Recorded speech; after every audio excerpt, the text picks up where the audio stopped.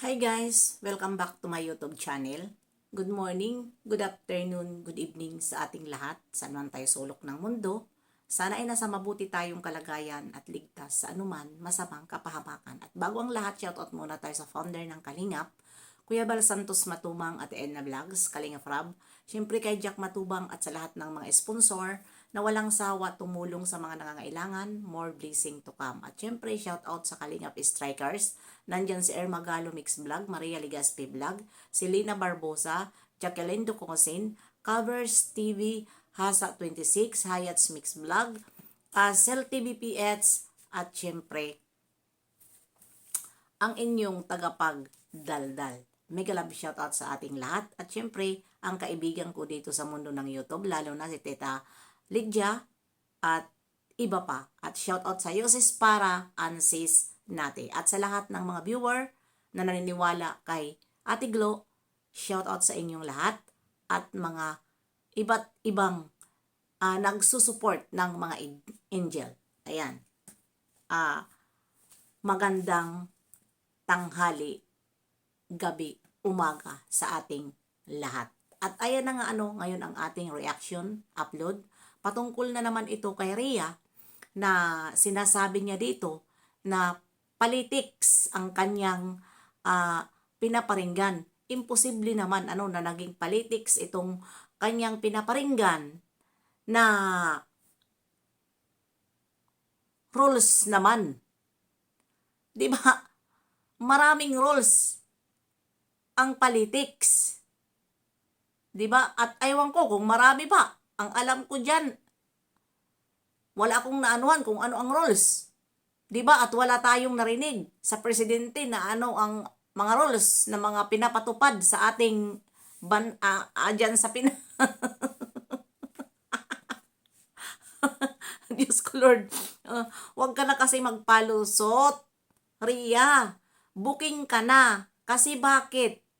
Huwag mong itanggi. Dahil dito, sa comment mo, dito, na sinabi mo dito, babasahin natin. Kasi English ito I don't play the victim. Ayan. I stand by everything and I said and I did. And did. Ayan. Sinabi mo pinanindigan mo ang sinabi mo. At sinabi mo dito, I enjoy explaining. Ayon, nag-enjoy ka pa. Ano? Nag-enjoy ka pa at naging masaya ka dyan sa sinabi mo. Why I become the villain. And why the victim got why they had coming, I take full accountability for how I react, but I had a reason for doing to lie. So I doing so. Liars and manipulators love to play innocent, but I'll tell you everything what I did, why I did. Diba? I did it, how it happened, and all the others details surroundings. Ayan, ang sabi mo kung bakit naging kontrabida ka, naging biktima, na sinabi mo sa reaksyon mo. Ayan. Ayan, mayroon niya nga ayon. Ayong sinabi mo, i-translate natin. Sa sinabi mo, paninindigan mo ang lahat ng sinabi at ako at masaya ka. Naging masaya ka dyan sa sinabi mo. At bahala na kayo dyan. Basta ako andyan sa thumbnail ko, yan po ay post yan ni Rhea. Kayo na ang bahala kasi bababasa nyo naman dyan. At mamaya ilalagay ko rin yan sa screen ko para clear na clear kung ano ang sinabi niya dyan sa kanyang English speaking. English na ngayon ang mga tao Hindi na ngayon nakakapagsalita ng tawag nito, ng Tagalog o ano pa man ang mga language na mayroon tayo. At ayan ngayon, yan po ang sinabi niya. Naging masaya siya dyan sa kanyang sinabi at paninindigan niya. Kaya, huwag ka na magpalusot. 'Di ba? Huwag ka na magpalusot, Rhea.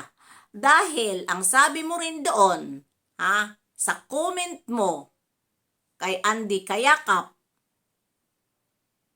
bakit nakarate na laman itong mga pinagsasabi mo na naka-private ka at ang nakakaalam lang sa'yo dyan sa Facebook mo ay ang friend mo. Diba? Yun ang sabi mo.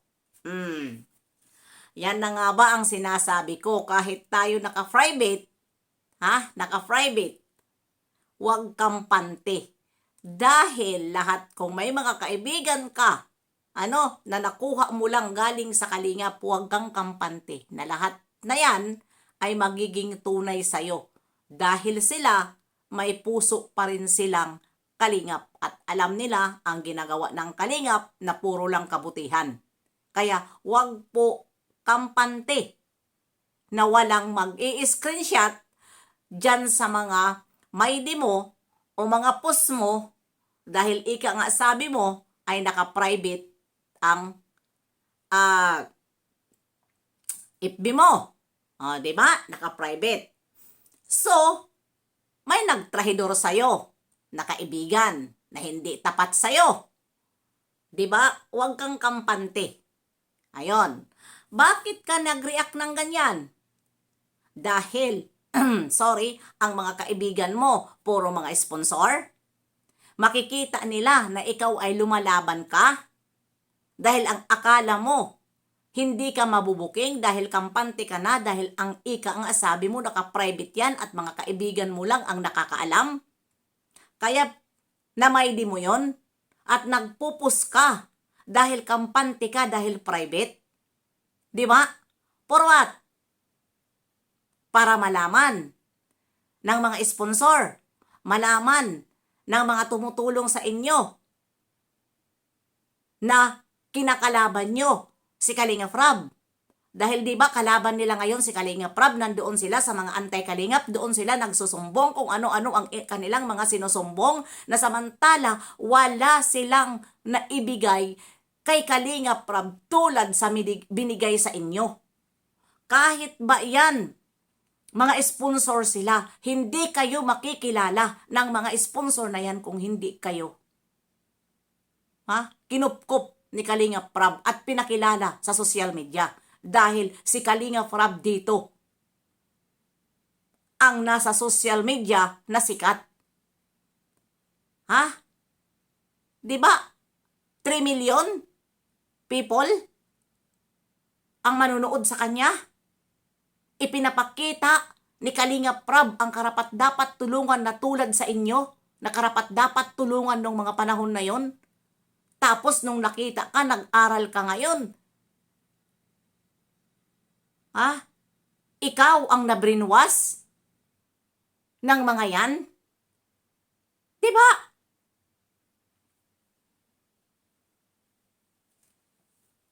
Diba yun ang sabi mo?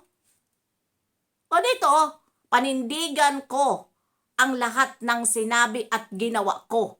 Masaya akong ipaliwanag kung bakit ako naging kontrabida. Diba sabi mo, at kung bakit natikman ng mga biktima ang nararapat sa kanila. Inaako ko ang buong responsibilidad sa naging reaksyon ko. Inaako mo. Tapos sasabihin mo, politics. Pero mayroon akong dahilan sa paggawa, iyon gustong-gusto ng mga sinungaling. At maniniyod na magpanggap na inosente, pero sabihin ko sa inyo ang lahat kung ano ang ginawa ko. Bakit ginawa ko? Paano nangyari at lahat ng iba ng detalye tungkol dyan. Yan ang sabi mo doon. Diba? Inamin mo, day. Inamin mo Tapos ngayon, di ba sabi mo, paninindigan mo at masaya ka sa naging statement mo? Ayan, kayo na bahala dyan kung tama ba ang aking, tama ba? Total, maraming mga viewer ang matatalino. Di ba? Inamin mo. Kaya wag ka na maghanap ng butas na yan ay paliti para sa politics. Dahil dyan pa lang sa sinabi mo na naka-private ang Facebook mo at sino ang nangialam, yon. Sabi ko nga, kahit pa ang mabaho ilibing mo sa malalim, mangangamoy at mangangamoy pa rin. Dahil si Kalinga Prab mabait at walang kasalanan, tumutulong lang, God is watching us. Kahit anong sabihin natin, malalaman at malalaman. Dahil hindi lang isa, dalawa, tatlo ang nagmamahal sa Kalingap. Marami pa rin ang nagmamahal. Iilan lang kayo na mga anti-Kalingap. Tawagin na natin anti-Kalingap ka. Kasi dyan sa pananalita mo, anti-Kalingap ka na dahil ikaw, ang nabrinwas ng mga sponsor. Kaya wag mong sabihin kay Kalinga Prab ang mga ganyan na mga salita na masaktan si Kalinga Prab. Dahil si Kalinga Prab,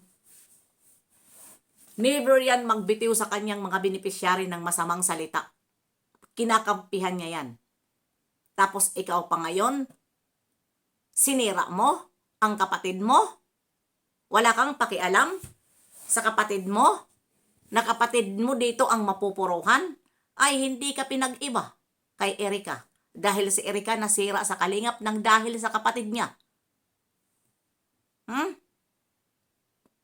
Dahil isa rin na nasilaw yung kapatid ni Erika sa pera. Siya ang nagpaalis kay Erika sa Kalingap dahil nasilaw sa pera na 500,000. Kaya yun ang nangyari. Kaya ikaw ngayon ang naging second dito. 'Di ba? Inamin mo talaga, kontrabida ka talaga sa pagdating ngayon. Naging kontrabida ka talaga. Dahil diyan sa panalita mo, walang magkakagusto. Kaya, ayan yan. Hanggang dito na lang. Mamaya sa live ay usap-usapan na naman natin. Dahil mahirap ito. Mahaba. Bye-bye! See you next live and upload. God bless sa ating lahat.